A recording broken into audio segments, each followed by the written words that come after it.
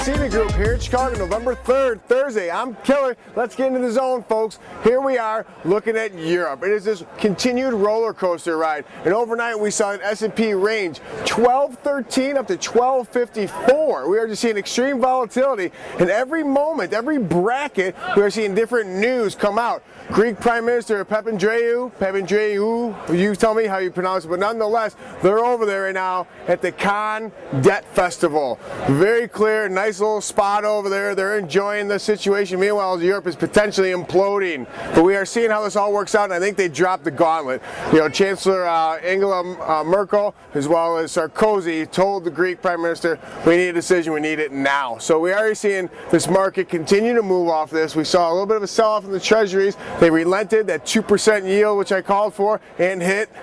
We'll pat the back. But we did see that, but nonetheless, we're seeing the treasuries relent a little bit, but they're very, very confused. This market is looking for leadership. We have a lack of leadership. Now let's throw a little gasoline on the fire, folks. We had a Jefferies situation as they kind of coattailed the MF Global situation, which we saw implode.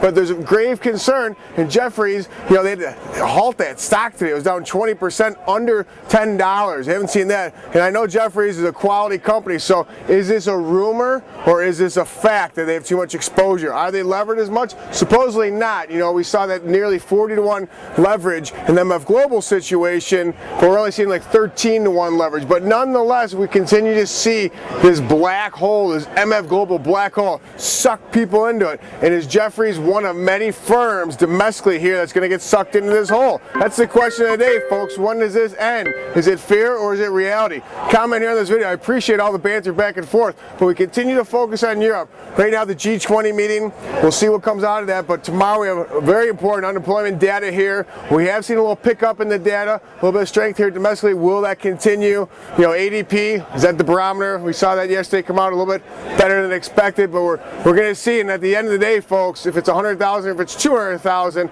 we still are nowhere near where we need to be on the job front. So once we get all these shoes to drop in Europe, once we figure out the whole Congress situation here, we need to focus on jobs. Jobs, jobs, jobs. But that's a whole nother show, folks. So I hope you have a great day. Stay nimble, stay quick.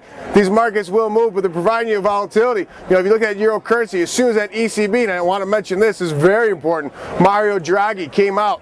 He essentially took the pulpit and bam!